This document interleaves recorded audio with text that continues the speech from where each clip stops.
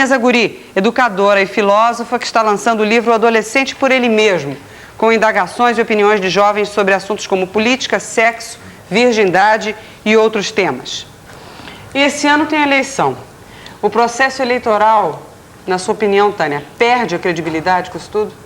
Eu acho que abala, né? Sem dúvida nenhuma, abala, mas eu acho também que é preciso ver o seguinte: a gente viveu durante quase 30 anos uma ditadura em que não havia a possibilidade de os cidadãos se defenderem. Então, de certa forma, eu acho que existe um aspecto positivo no fato de que as pessoas possam requerer uma recontagem de votos, né? Agora, eu acho importante também colocar, por exemplo, que isso reflete, sim, e principalmente nas novas gerações, como o meu livro apontou. A gente, quando perguntou sobre esses últimos acontecimentos da política brasileira, como eles refletiam na cabeça dos jovens, 55,7% deles afirmou que, a partir dessas coisas que eles estavam assistindo no momento acontecendo no Brasil, eles continuavam acreditando que o Brasil não tem jeito, né? Então, eu acho que é um recado importante para a classe política em geral, né? A necessidade da gente restaurar a fé nas instituições democráticas, né? Eu acho isso muito importante. Então, é dor de crescimento? É dor de crescimento também, né? Como ele falou muito bem. Eu acho que tem que entrar informatização mesmo, porque diminui demais a possibilidade de fraude, mas, de qualquer maneira, eu acho que o problema é a morosidade, né, da justiça, né? Que aí até conseguir fazer toda essa revisão, de repente, acabou até o mandato dessas pessoas, né? Aí fica o erro, né? Então, eu acho que são dois aspectos super importantes, a informatização e a gente conseguir meios de fazer a coisa de toda a parte processual andar rápido. Eu queria dar uma informação que eu acho importante, que na pesquisa que a gente fez, 56% dos jovens se declarou neutra politicamente, né? Contra apenas 29,3% que se disse participante e 14,1% que se disse desinteressada, né? Então, eu acho que, como ele colocou muito bem aqui, é importante, né, que o jovem volte a ter um ideal, né, esse ideal político e principalmente democrático. Porque se ele fica alienado totalmente do processo, se ele fica desesperançado como ele se encontra no momento, a gente vai ter uma geração que realmente não vai lutar, por exemplo, para, se existe uma suspeita de fraude, vamos reivindicar que ela seja revista. Então, eu acho que, desse ponto de vista, é saudável. Eu acho importante que os jovens acreditem, né, nas instituições, voltem a acreditar nas instituições. E, através dessa discussão, é que a gente pode chegar a esse aspecto, né? Eu acho que a gente está vivendo também, complementando o que ele colocou, um momento de maior individualismo. A geração dos anos 60, 70, ela colocava como uma coisa prioritária a participação social, né? E hoje em dia, devido a uma série de fatores, inclusive até mesmo na relação familiar, um excesso de psicologização, o indivíduo está crescendo muito voltado para si próprio, para o seu próprio umbigo. A família se destrói junto com o tecido social, a família também está indo para o beleléu. Na medida que isso ocorre, essa crescente individualização, a crescente vontade só de pensar em si próprio, em consumir coisas, a gente viu, por exemplo, isso também na pesquisa, a participação social, o desejo de contribuir socialmente por parte dos jovens aparece em terceiro lugar na sua hierarquia de valores. Qual é a primeira? E o primeiro foi exatamente a realização pessoal como profissional.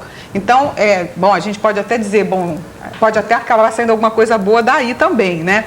Mas realmente, em termos de postura, do que ele quer, em termos de dar contribuições sociais, que eram características básicas da geração dos anos 60, 70, hoje em dia já não é mais. E eu acredito até que isso tem a ver um pouco com esse excesso de individualismo mesmo, essa psicologização excessiva, as pessoas só pensando em si, no seu prazer, aquele imediatismo, né, do prazer pessoal e não do prazer coletivo. Ok, a obrigatoriedade do voto não contribui para que as pessoas não preparadas politicamente colaborem com a corrupção nas eleições. Enquanto isso, Marcelo da Lagoa mandou uma participação dizendo que, enquanto não for abolido o voto obrigatório, fome, corrupção e fraudes persistirão.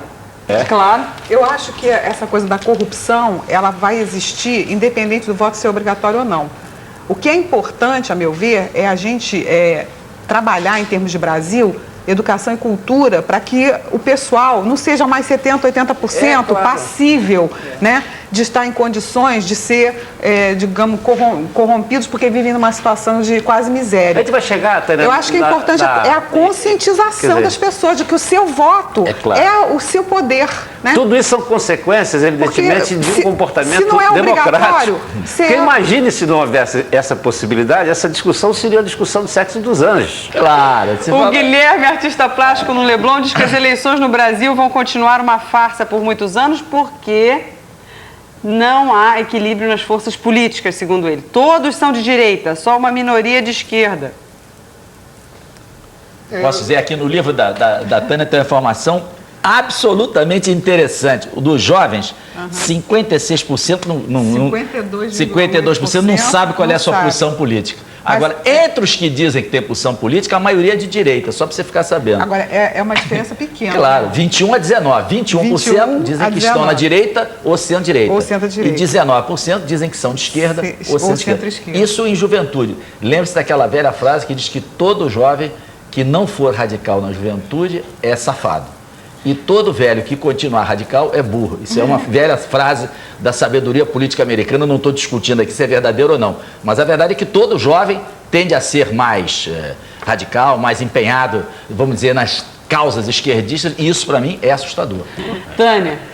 Eu queria só comentar sobre esse achado sobre os jovens, da postura política, de mais de 50% ainda não ter postura política, mas eu quero deixar clara a minha fé absoluta de que eles vão se definir politicamente. A minha também. Talvez seja pelo fato de que a gente abordou uma faixa etária de 14 a 18 anos e eles ainda estavam em processo de formação. Fala sobre o livro, por favor.